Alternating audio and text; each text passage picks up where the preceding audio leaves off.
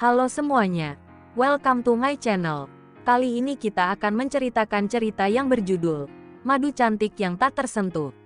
Sebelum kita mulai, jangan lupa untuk di-subscribe, like, dan komen.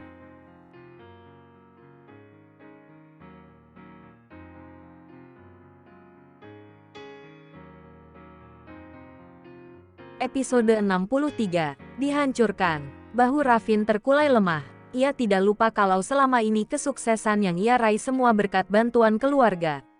Tentu saja dari nama, kepercayaan dan segala-galanya ia dapatkan berawal dari keluarga. Tapi, apa ayah setega itu pada darah dagingmu sendiri? Aku sudah menuruti keinginanmu untuk menikah dengan Belva, lalu menceraikannya. Dan sekarang ayah belum puas juga lalu menghancurkan karirku. Rafin bergetar menahan kecewa. Givari menyeringai sinis dan menatap putranya itu. Lebih tega mana kau dan aku? Membohongi kami semua hanya demi bersama dengan wanita murahan. Salah sendiri, itu konsekuensi yang harus kamu terima. Ketika kamu tidak bisa nurut dengan orang tua, tidak mau mendengar nasihat dan arahan orang tua, maka berdirilah di kaki sendiri. Hidupi keluargamu dengan keringat sendiri tanpa ada bantuan sepeser pun dari kami yang dengan mudah kamu permainkan kepercayaannya. Tegas Givari dengan lantang. Rafin semakin tak bisa berkutik. Ekspresi serius dan sikap ayahnya sudah cukup membuktikan bahwa semuanya akan hancur dalam sekejap mata. Hari itu Rafin pulang ke rumahnya. Saat memasuki rumah ia kembali terkejut saat melihat Alana sedang menangis terseduh-seduh. Ada apa? Alana, apa ada yang sakit? Tanya Rafin cemas. Alana menggeleng dan semakin menangis histeris. Kemudian ia memperlihatkan sesuatu dari ponselnya. Di sana terlihat sebuah berita dari beberapa akun besar sosial media yang memberitakan tentang skandal seorang model yang menjadi istri simpanan dan melahirkan anak dari seorang pria yang ia jebak di Australia. Jelas, berita itu menyinggung Alana. Semua komentar pun menuai hujatan sampai ke akun sosial media pribadi milik Alana. Notifikasi pesan tak pernah padam dari ponselnya. Semua mengirimkan kata-kata hujatan dan kebencian padanya. Banyak sekali komentar pedas dan jahat yang terus-menerus mengalir menghujamnya. Seperti, dasar model murahan, otaknya gak ada makanya mau aja jadi simpanan.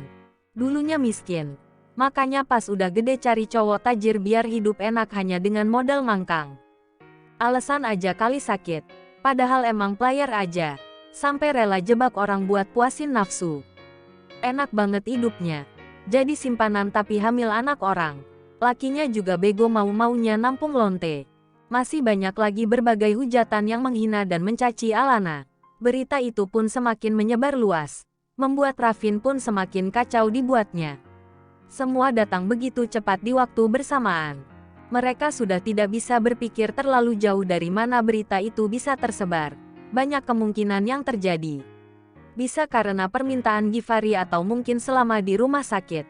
Banyak telinga yang mendengar masalah mereka.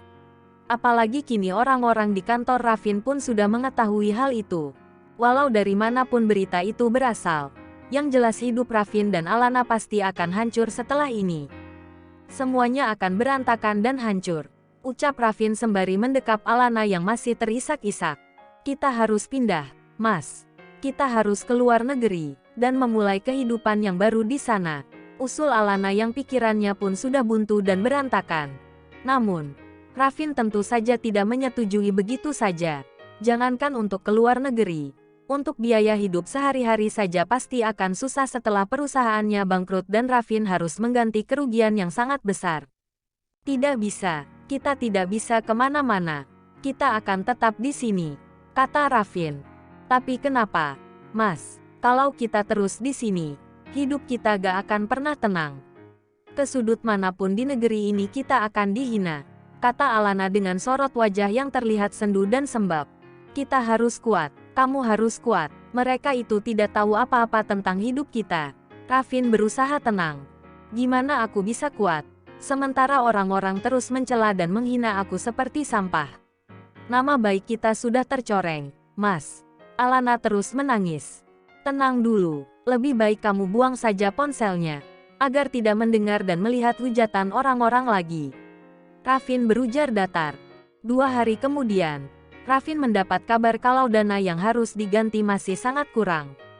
Butuh sekian ratusan miliar lagi untuk membayarnya. Dana perusahaan sudah habis. Dan tinggal harta pribadi milik Rafin yang terancam dikeluarkan. Ini sertifikat rumah, mobil, juga tanah seluas 1 hektar di dekat Pulau Bantara. Semoga masih cukup untuk mengganti kerugian itu. Rafin akhirnya menyerahkan beberapa aset pribadi untuk dijual. Ia pulang lebih awal dengan ekspresi yang sangat gusar dan pelik. Menatap rumah megahnya yang dalam hitungan hari harus ia tinggalkan. Rumah impian yang sejak dulu ia idamkan bersama sang istri. Mas, ada apa ini? Kenapa mobil kita semua diambil orang-orang itu? Terus, kenapa kamu kasih sertifikat rumah ini sama mereka juga? Alana sangat terkejut melihat beberapa orang yang langsung membawa 2 mobil mewah milik Rafin dari rumah itu. Rafin duduk dengan lesu, membuat Alana bertanya-tanya tiada henti. Akhirnya Rafin menceritakan tentang keadaan di kantornya. Perusahaannya akan kolaps dalam waktu dekat ini. Alana membelalakan mata dan sangat syok. Apa? Alana merasakan lemas di sekujur tubuhnya. Rasanya ingin sekali luruh di atas lantai. Kita akan kehilangan segalanya. Kita tidak punya apa-apa lagi. Rafin mengusap wajah dengan gusar dan suaranya terdengar bergetar. Alana masih tercengang dengan kenyataan itu. Sulit ia percaya keadaan akan sesulit dan serumit ini. Tega sekali keluargamu melakukan ini pada kita, Mas. Mereka jahat sekali, protes Alana. Membuat Rafin menoleh padanya dengan tatapan tajam. Kita yang jahat, kita yang tega telah menipu mereka. Rafin menegang menatap Alana. Bagaimanapun, semua ini terjadi karena ia telah menentang keluarga. Tapi kamu sudah mengalahkan, Mas. Kamu sudah menuruti semua keinginan mereka. Lalu kenapa kamu harus disiksa seperti ini? Alana tak kalah tegang. Rafin berdiri dan menatap serius pada Alana. Aku tidak mengalah karena tetap memilihmu. Aku telah menyakiti keluargaku demi bisa bersamamu. Alana, pahamilah itu. Ini konsekuensi yang harus kita terima. Alana bungkam. Dia pun berkata dalam hati bahwa semua kekacauan ini datang karena dirinya. Tapi setelah ini bagaimana kita akan hidup, Mas? Kita sudah kehilangan semuanya. Alana kembali menangis. Kita harus pindah rumah. Tentu saja kita akan pindah ke rumah yang lebih kecil dari ini. Bermodalkan sisa tabungan yang kita punya, aku juga akan membeli mobil lagi. Tapi tentu saja bukan mobil mewah dan mahal, melainkan mobil bekas dan kecil dengan harga yang sangat murah. Setidaknya kita masih punya kendaraan dan tempat tinggal, ujar Rafin. Tidak ada pilihan lain selain harus meninggalkan istana megah mereka. Beberapa waktu ke depan, hidup mereka akan berada di titik terendah. Memasuki kehidupan yang penuh derita dan kelaparan.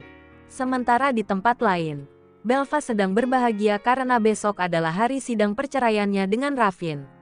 Setelah itu ia akan kembali ke Jogja untuk tinggal dalam jangka waktu panjang bersama neneknya.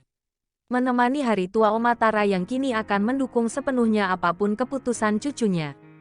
Aku tidak perlu sekretaris pribadi lagi selama di Jogja, karena aku akan membuka cabang butik dan les desain di daerah itu. Aku akan merekrut orang-orang yang membutuhkan mata pencaharian di sana. Itu pasti akan membantu mereka. Belva sedang berbincang dengan manajer dan sekretaris pribadinya. Tentu saja itu adalah Tigor dan Cindy. Bagaimanapun mereka tetap rekan kerja yang terus terikat. Kamu serius gak butuh bantuan kami? Tanya Cindy. Sejauh yang aku rencanakan sih belum. Kalian fokus saja mengurus butik di sini. Karena ini sudah terlanjur menjadi cabang terbesar dengan proyek yang besar juga. Sayang kalau harus ditelantarkan. Dan, aku percayakan sama kamu, Tigor, untuk melakukan promosi di luar negeri. Dan, Cindy, nanti ada Bu Maria juga yang ingin turut menanam saham di tempat ini. Jadi dia yang akan menjadi desainer bridal juga di tempat ini. Papar Belva dengan rencananya. Cindy hanya mengangguk paham. Tigor pun terlihat sangat pasrah dan sibuk dengan benaknya sendiri. Sikap Belva padanya pun sangat berbeda belakangan ini.